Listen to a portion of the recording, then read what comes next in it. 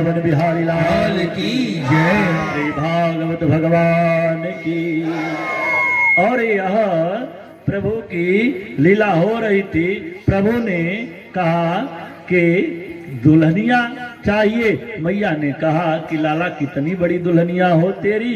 प्रभु ने कहा कि मैया उतनी बड़ी हमें दुल्हनिया चाहिए कि जब मैं गैया चरावे जाऊं ना तो उसे अपने पॉकेट में भर करके ले करके जाऊं। और मैया ने एक गुड़िया थमा देती हैं और उसी में मगन हो जाते हैं। प्रभु आज गोद में बैठा लेती हैं और उसी समय एक दासी दौड़ कर आती है और कहती है, अरे नंदरानी, अरे तू लाला के चक्कर में पड़े रहोगी तो तेरा दूध उबल करके वो गिर रहा है, सारा दूध बर्बाद हो जाएगा।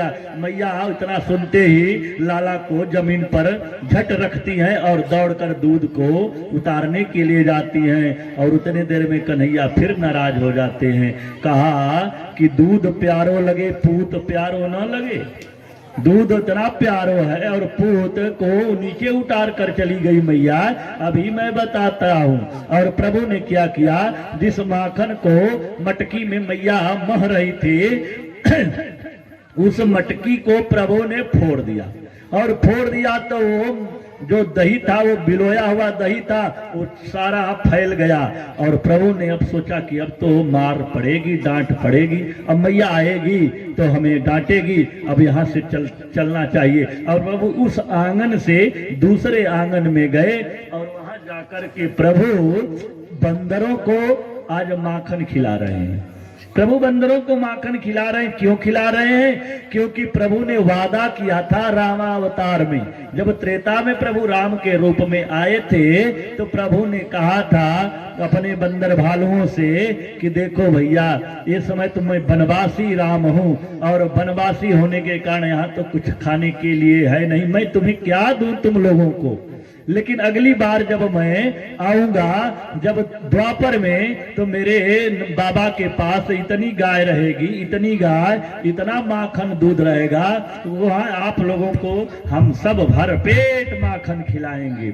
और वही बंदर सब आते हैं, प्रभु उन लोगों को माखन खिलाते हैं, वो अपने वादे के अनुसार। और माखन खिला रहे थे। इधर नंदरानी जब आती है, देखती है, अरे सासू के जमाने की मटकी ये कन्हैया फोड़ दिया। दिन पर दिन इसकी शैतानी बढ़ती जा रही है, अब तो इसे डांट थोड़ी लगानी पड़ेगी, नहीं तो ये और आगे चल करके और ये गलत कार्य करने लगेगा और भी शरारत करने लगेगा, नटखट हो जाएगा। मैया आज उस कन्हैया के पास जाती हैं और कन्हैया प्रभु मैया को देखते हैं तो भागने लगते हैं। मैया एक छड़ी लेती हैं और प्रभु को आज दौड़ा रही हैं। और जब प्रभु भाग रहे हैं, मैया उन्हें पकड़ने के लिए जा रही हैं। और यह दृश्य बड़े बड़े देवता ब्रह्मा, अमलात्मा, विमलात्मा देख रहे थे। आज ब्रह्मा ने कहा, धन्य है जसोदा, तेरे जैसा कोई भाग्यशाली हो ही नहीं सकता। तू ऐसे जीव है जो परमात्मा, ब्रह्म परमात्मा, जिसके भय से सूर्य भी उदित होता है, चंद्रमा भी शीतलता प्रदान करता है, हवा भी परमात्मा के रुख के अनुसार देख करके चलता है। आज वही ब्रह्म आज तेरे भय से आज भाग रहा है, तू उसे पकड़ने के लिए जा रही है। तेरा सौभाग्य कितना है, आज पुष्पों की वर्षा करने लगे सभी देवता, सभी ब्रह्मा, कि हम भी उस तेरे आगे छोटे पड़ गए हे यशोदा। और प्रभु जा रहे हैं। और उसी समय आज जब प्रभु ने देखा कि मैया अब थक गई है तो कहते हैं कि दृष्ट्वा परिश्रमः कृष्ण कृपया शीत स्वबंधने। प्रभु ने देखा कि अब मैया थक गई है तो प्रभु स्वयं रुक गए। और रुके जब तो मैया ने पकड़ लिया और पकड़कर मैया आज प्रभु को बांधने लगी। प्रभु को बांध रही है ओखल में। अब ओखल में बांध रही है तो फिर प्रभु की दो शक्तियां हैं जो आ जाती है। ऐश्वर्य शक्ति, ऐश्वर्य शक्ति कहती है कि इसे बांध नहीं सकती, ये ब्रह्म है, ब्रह्म को कोई बांध नहीं सकता। तो कृपा शक्ति कहती है कि नहीं नहीं, ब्रह्म होगा तुम्हारे लिए, यहाँ तो मेरा बालक बन करके आया है, तो बालक को जैसे माँ रखेगी वही बालक को उसी तरह रहना होगा। अब दोनों में वह मानो वाद विवाद होने लगा, ऐश्वर्य शक्ति और कृपा शक्ति में। इसलिए 2 अंगुल वो रस्सी छोटी पड़ने लगी। जब मैया बांधने के लिए प्रभु को लपेटती थी ओखल में, तो 2 अंगुल रस्सी छोटी पड़ने लगी। ऐश्वर्य शक्ति और कृपा शक्ति में वो तनातनी होने लगा।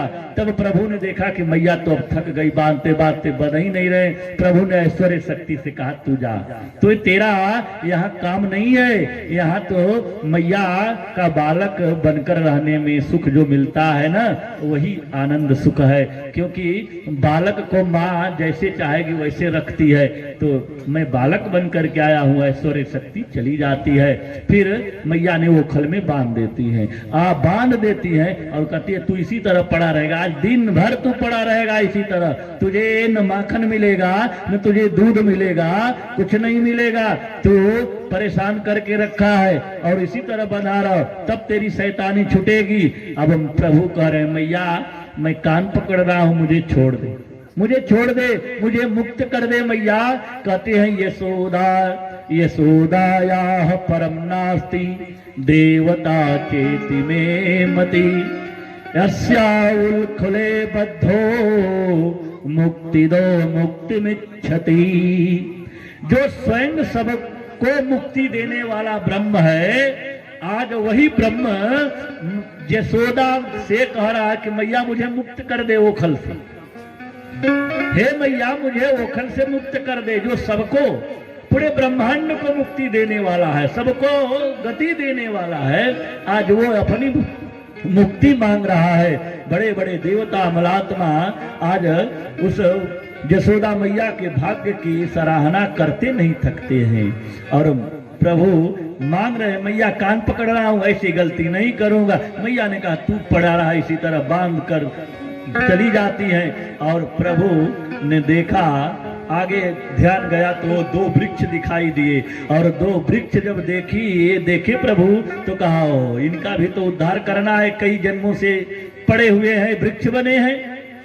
क्योंकि वो वृक्ष कोई और नहीं, ये नलकूबर और मणिग्रीव हैं, जो रुद्र के गण हैं, भगवान शंकर के गण हैं। वो एक बार वो मंदाकिनी नदी में स्नान कर रहे थे और नंग स्नान कर रहे थे, और उधर से नारद जी आ रहे थे। नारद जी को देखकर भी ये वस्त्र का आलिंगन नहीं किया।